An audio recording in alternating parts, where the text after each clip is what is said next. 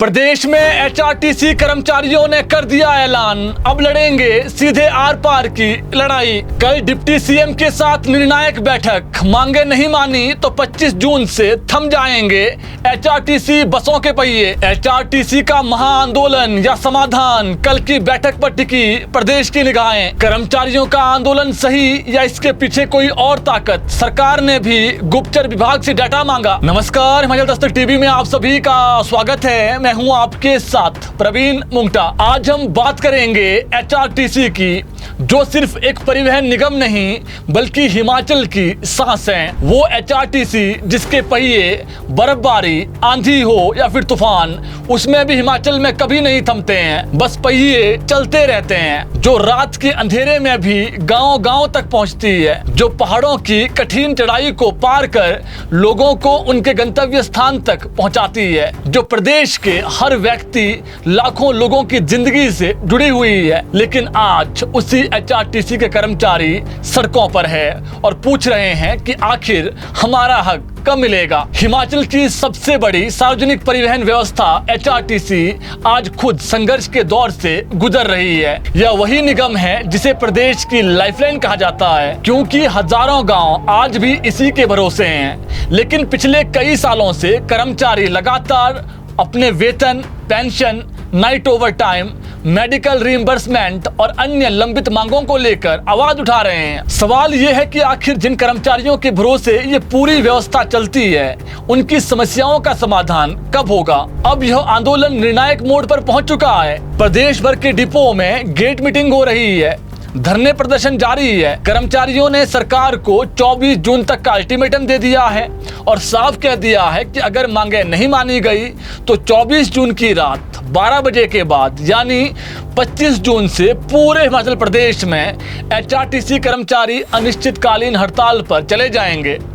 HRTC के पहिए पूरे प्रदेश में थम जाएंगे और चक्का जाम शुरू होगा, यानी हिमाचल की लाइफलाइन के पहिए 25 जून से थम सकते हैं। एचआरटीसी ड्राइवर यूनियन के जो अध्यक्ष है मान सिंह ठाकुर, उन्होंने बताया कि एचआरटीसी के सभी कर्मचारी अपनी लंबित मांगों को लेकर अब सीधे आर पार की लड़ाई लड़ेंगे। उन्होंने कहा कि जो उनकी मांगे हैं सरकार उससे भली भांति वाकिफ है, लेकिन फिर भी जो कर्मचारियों का हक है वो उनको नहीं मिल रहा है। मान सिंह ठाकुर ने कहा कि कल उनकी डिप्टी सीएम के साथ ठीक 11 बजे राज्य सचिवालय में बैठक होनी है।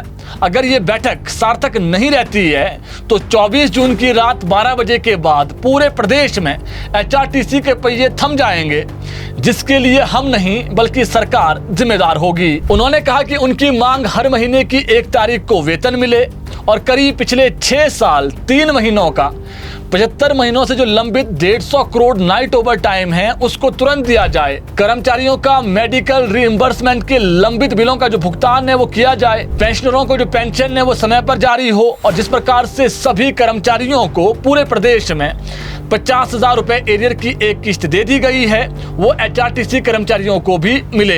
यही उनकी यूनियन की मांग है। एचआरटीसी कर्मचारी यूनियन का आरोप है कि प्रदेश के कई डिपो में आज भी वेतन समय पर नहीं पहुंच रहा है। ड्राइवर, परिचालक और जो मैकेनिक है वो आर्थिक तंगी से जूझ रहे हैं। ऐसे में उनके पास अब विरोध के अलावा कोई चारा नहीं बचा है, जिसके चलते अगर मांगे नहीं मानी गई तो 25 जून के बाद एचआरटीसी के जो पहिए हैं वो थम जाएंगे। इस आंदोलन को अब एचआरटीसी के जो पेंशनर्स हैं उनका भी समर्थन मिल गया है। पेंशनर संगठनों ने भी पेंशन में देरी और मेडिकल बिलों के भुगतान में वर्षों की देरी पर नाराजगी जताई है। उनका कहना है कि जिन लोगों ने अपनी पूरी जिंदगी एचआरटीसी को दी, आज वही लोग अपने हक के लिए दर दर भटक रहे हैं। ऐसे में अब कल 23 जून को डिप्टी सीएम के साथ होने वाली जो बैठक है वो बेहद महत्वपूर्ण मानी जा रही है और ये निर्णायक भी होगी। इस बैठक पर पूरे प्रदेश की नजरें टिकी हुई है, क्योंकि अगर इस बैठक में कोई ठोस समाधान नहीं निकलता है तो 25 जून से प्रदेश भर में बस सेवाओं पर असर पड़ सकता है।